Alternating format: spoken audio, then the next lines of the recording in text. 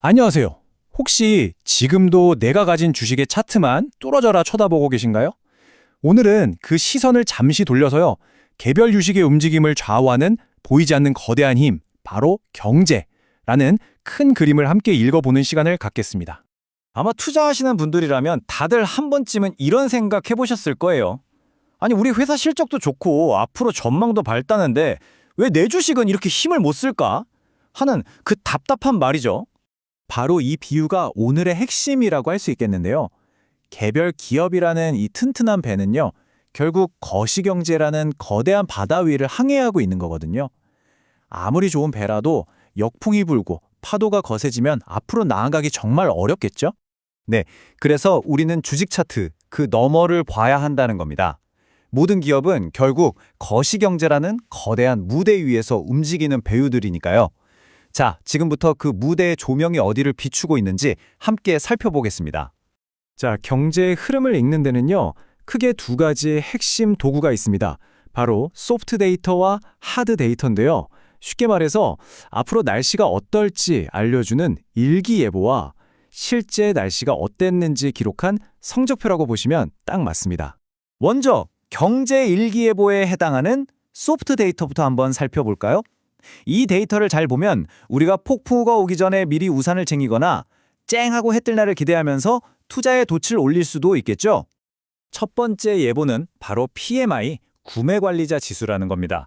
이게 뭐냐면요, 기업의 맨 앞에서 일하는 구매 담당자들한테 요즘 장사 잘 돼요? 경기 어때요? 하고 직접 물어보는 설문조사라고 보시면 돼요. 예전에는 제조업 PMI가 중요했지만 지금 미국 경제는 뭐니 뭐니 해도 서비스업이 70% 이상을 차지하잖아요. 그래서 이 서비스업 PMI가 경제의 진짜 체력을 보여주는 핵심 지표가 됐습니다. PMI를 보는 법은요, 정말 놀랄 만큼 간단해요. 딱 숫자 50 하나만 기억하시면 됩니다. 50을 넘으면 경제가 성장하고 있다는 청신호, 반대로 50 아래로 떨어지면 경기가 둔화되고 있다는 경고 등으로 바로 해석할 수 있는 거죠. 두 번째 예보는 바로 우리 같은 일반 소비자들의 마음을 들여다보는 소비자 심리 지수입니다. 아주 간단히 말해서 사람들이 지금 지갑을 열 준비가 되어 있는지 아니면 꽁꽁 닫을 건지 그걸 미리 엿보는 거죠. 생각해 보세요. 소비자들 기분이 좋으면 당연히 소비가 늘고 경제에 활력이 돌겠죠? 그런데 반대로 뭔가 불안해서 기분이 싹 가라앉으면 지갑부터 닫게 되잖아요? 이게 바로 경제의 가장 큰 엔진인 소비가 멈출 수 있다는 신호가 되는 겁니다.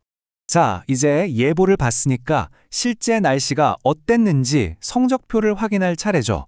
경제의 객관적인 성적표, 하드 데이터의 세계로 넘어가 보겠습니다.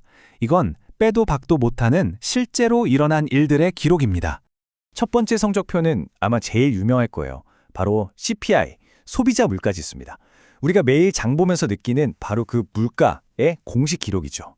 근데 시장은 여기서 변동성이 너무 큰 식료품이나 에너지를 뺀 근원 CPI를 더 뚫어져라 쳐다봐요.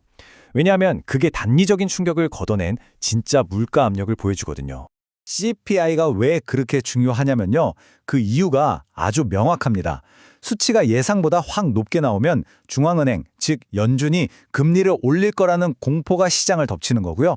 반대로 낮게 나오면 이제 인플레이션 잡히나 보다 하는 안도감에 시장이 환호하는 거죠.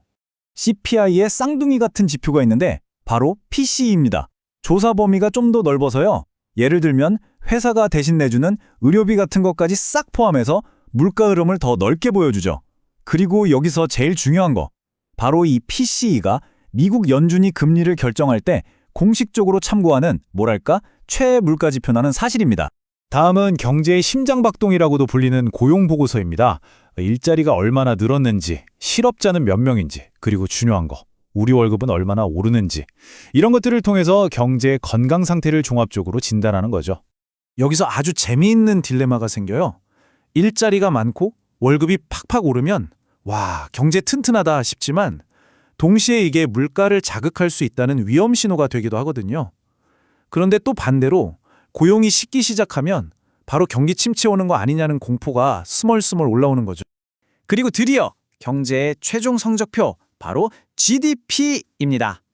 한 나라 안에서 만들어진 모든 재화와 서비스의 가치를 합친 것, 그러니까 그 나라 경제가 얼마나 성장했는지를 보여주는 가장 확실한 지표죠. 참고로 미국에서는 이 GDP의 약 70%를 바로 우리 같은 소비자들의 지출이 차지하고 있습니다. GDP 성장률이 예상보다 높게 나왔다? 그럼 경제가 튼튼하다는 거니까 투자 심리가 좋아지고요. 반대로 예상보다 낮게 나오면 경기 둔화되나 하는 걱정이 커지면서 시장이 얼어붙을 수 있는 겁니다. 자, 지금까지 우리가 살펴본 이 모든 일기예보와 성적표들, 이게 다 결국 하나의 거대한 이벤트를 향하고 있습니다. 바로 시장에서 가장 힘이 센 플레이어, 미국 연방준비제도, 즉 연준의 결정을 위한 증거자료들이라는 거죠. 연준에게는 딱 두 가지 아주 중요한 임무가 주어져 있습니다. 바로 물가 안정, 그리고 최대 고용. 연준이 하는 모든 결정은 이 두 가지 목표를 달성하기 위한 거라고 보시면 됩니다. 연준의 의사결정 과정은 이렇습니다. 1년에 딱 8번 FOMC라는 회의를 열어서요. 지금까지 우리가 본 모든 경제 데이터들을 테이블 위에 쫙 펼쳐놓고 분석을 하죠. 그리고 마침내 금리를 올릴지 내릴지 아니면 그대로 둘지 투표로 결정합니다. 이 결정 하나에 전 세계 금융시장이 그야말로 숲을 죽이고 지켜보는 겁니다. 연준의 금리 결정이 왜 그렇게 시장을 뒤흔들까요? 금리를 올린다는 건요, 시중에 풀린 돈의 수도꼭지를 꽉 잠그는 거랑 똑같아요. 돈 빌리기가 어려워지니까 기업들은 투자를 줄이고, 특히 미래의 성장 가능성을 보고 투자하는 성장주들은 직격탄을 맞게 되는 거죠. 반대로 금리를 내리면 수도꼭지를 활짝 여는 셈이니까 시장에 돈이 넘쳐나면서 투자가 확 살아나는 거고요.